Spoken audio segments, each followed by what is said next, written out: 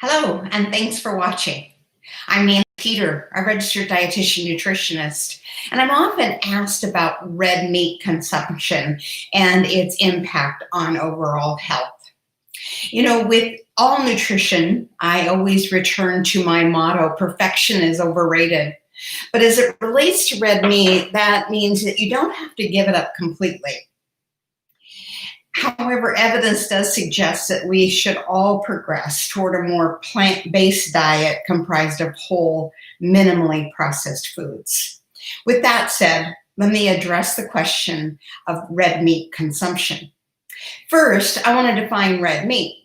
Red meat comes from any animal that lived its life on four legs. So that includes beef, but it also includes pork and lamb, bison, and all the game meats like venison and elk. Next, it's important to consider quality. If somebody wants to define my eating style, I'd say I'm a qualitarian. I want to eat food that is the highest possible quality. The quality of the end product is influenced by the methods that were used to produce that product. And in the case of animal-derived protein, it means that the animal was raised in a humane way, and it was given feed it would have chosen to eat were it just living on its own. The animal will only be given antibiotics when it has a treatable bacterial infection. And also, it'll never be given hormones. Also related to quality is the amount of fat in a 4-ounce serving.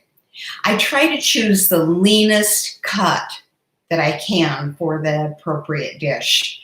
Top sirloin and tenderloin are my preferred cuts for most situations for that reason.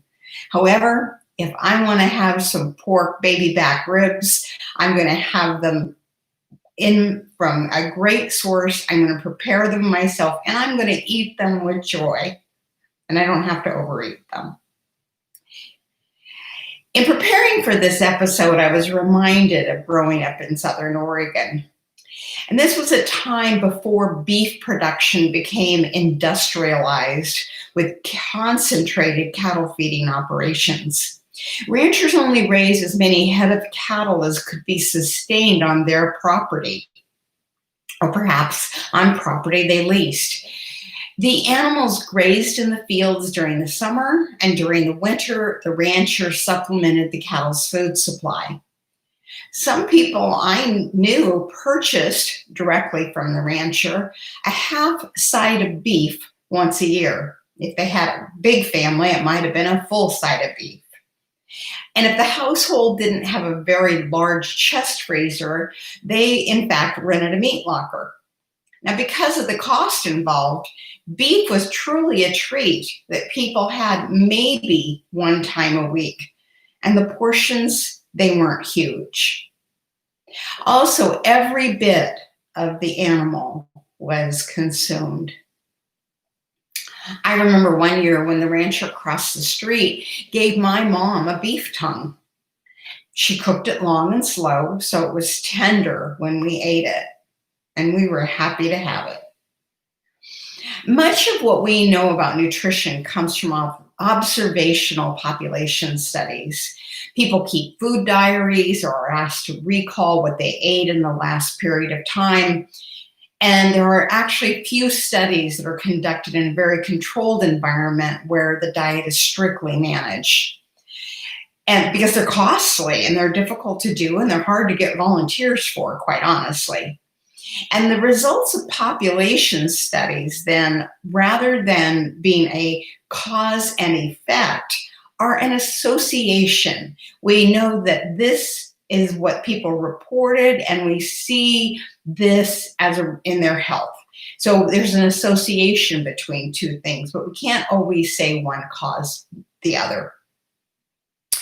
So as it applies to high red meat consumption, we know there's an association between high red meat consumption and colon cancer.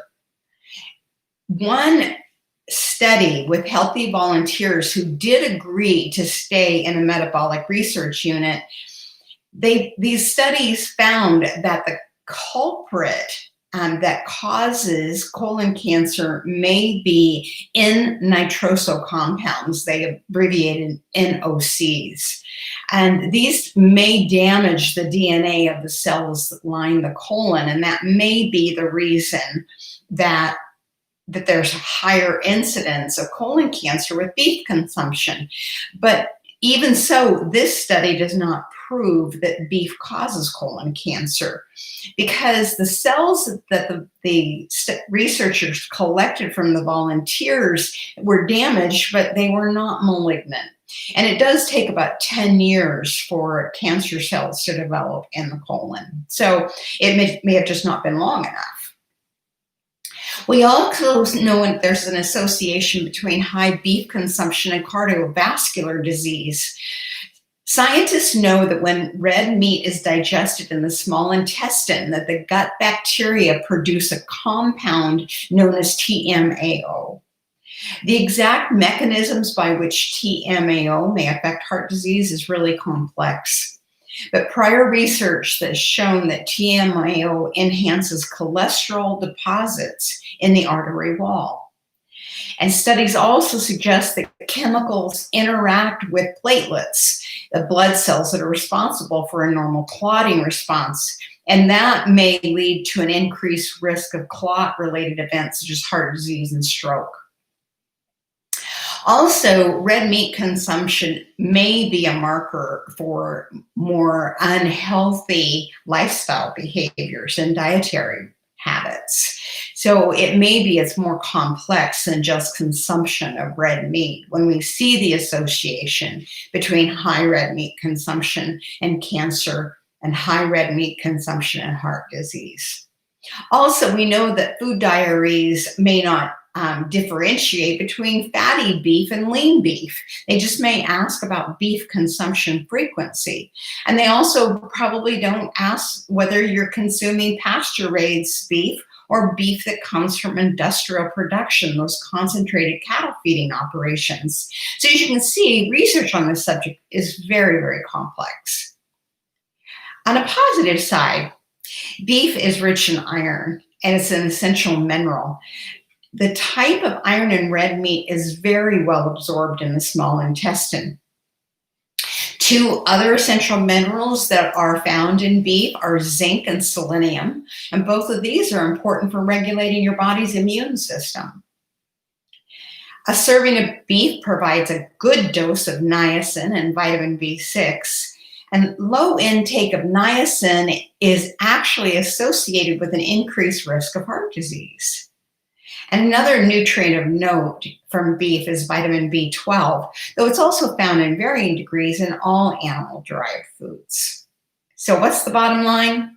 Well, you don't have to give up red meat to be healthy, but the evidence suggests you'd be wise to limit your consumption. And one researcher put it in a measurement. He said 12 ounces a month.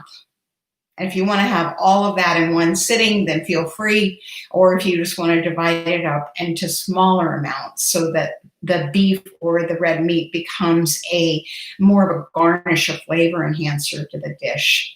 So learn to think of vegetables and grains as the main dish and meat as a side dish.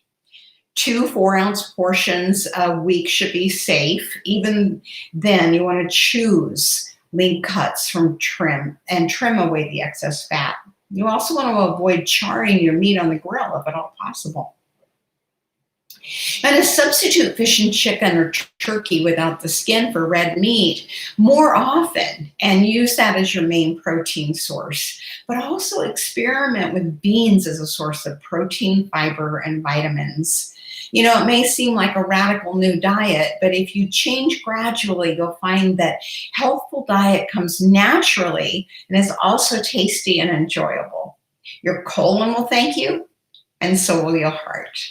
Thank you for watching this video today. If you have any questions or comments, please put them in the comment field, and if you have questions, I'll try to answer them in upcoming episodes. Have a great, healthy day. Eat to nourish your body, and eat mindfully.